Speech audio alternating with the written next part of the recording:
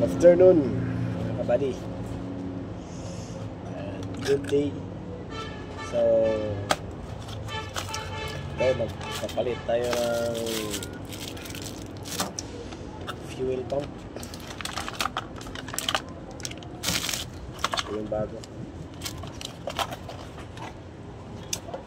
ito yung assembly, fuel pump assembly. So samahan niyo ako guys.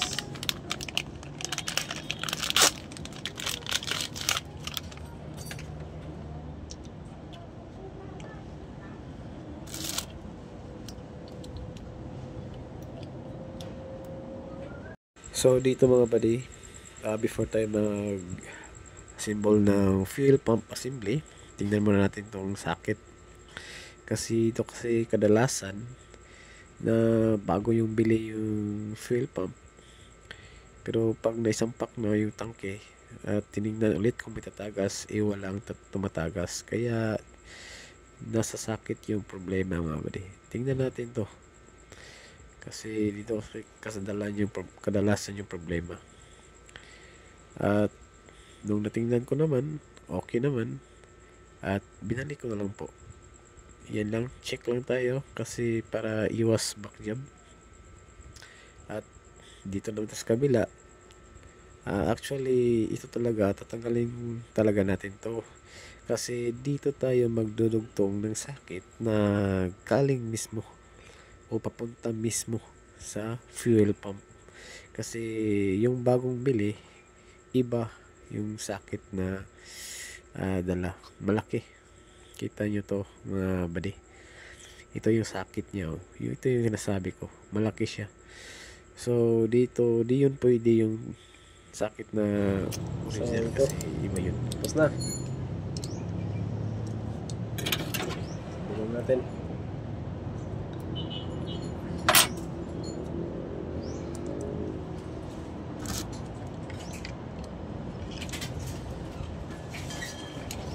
So, dito nga mga buddy, may nakaligtaan ako o may naalala ako nga may mauuna pa pala dito bago ito.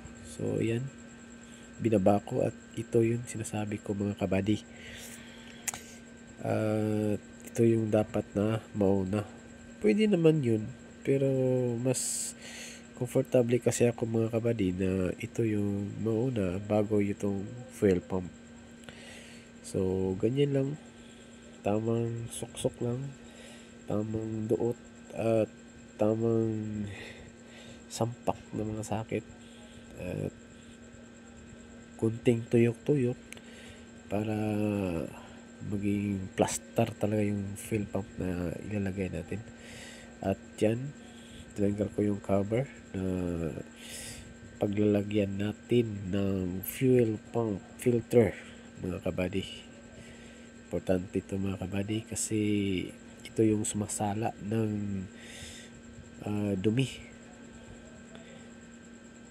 ng tangke na para di pupunta yung dumi o walang dumi na pupunta doon sa ating makina, sa ating intake or sa ating injector.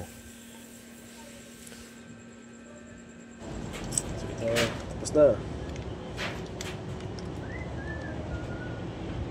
Natin to. Ayan. Tapos ito. At yan. Iwasan nyo yung mabangga dito kasi kapag nabangga yan, mag-i-steady yan. Hindi yan gagalaw. So before natin to ilagay sa tangke mga kabady, ilalagay muna natin yung rubber, yung rubber na pumipigil sumingaw yung gasolina galing tangke para walang singaw mga kabady. So ayan, kita nyo naman at pinapasok ko na yung fuel pump assembly at ito yung kanyang cover or cover na siyang nagko-compress ng fuel pump. At yan nga ay dumating yung kasama ko na naka ninja attire. Ninja ride mo patay ninja mga kabady. Ingat kayo sa mga ninja. So yan nga, patawa-tawa lang yan yung mga kabady. At tinutuyok na yung mga bolt sa tangke mga buddy. So keep watching. At yan, yan kinamay niya, nimikos-mikos na ni buddy yung mga bolt na kanyang nilagay. At huwag yun na lang pang sininyang kasama ko.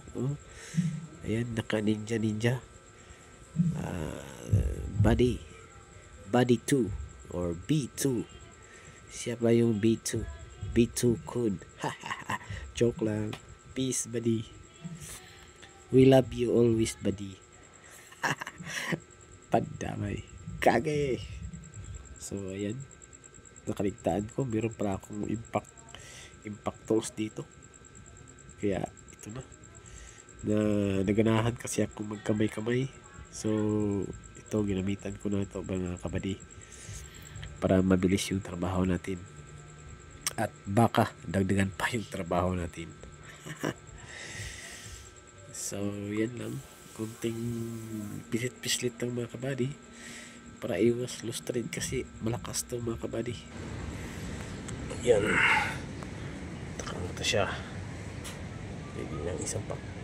At dito nga mga kabady, naangat ko na yung tangke at sinek ko yung socket kung okay pa ba, kung nakataon ba ng maayos. So ayan, okay naman. Good afternoon mga buddy. Update, may trabaho. This is my buddy Assistant. Johnny. Assistant. Boss, Chip, anong gawin nito? Ano to gamitin? Tiyukin lang yan. Tutukin? Nang wala tuo. So ito yung ganap namin ngayon kasi wala yung amo namin. So yan, share ko lang yung yarda namin. At huwag nyo lang pasinin itong nagbibidyo, ha? Baka kayo'y mahulog at mapamahal. So itong transformer, passenger type or FB type.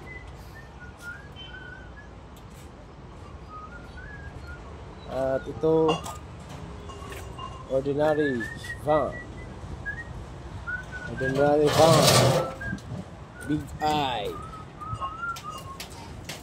At saka chimney 4x4. Ito muna mga buddy. Kaya ka na buddy?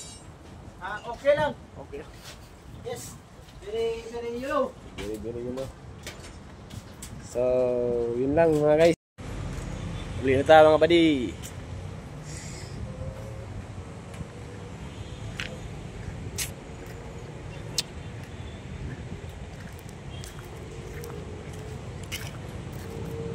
So sa mga hindi pa nakapa-follow, please follow, engage, because engagement is the key mga buddy.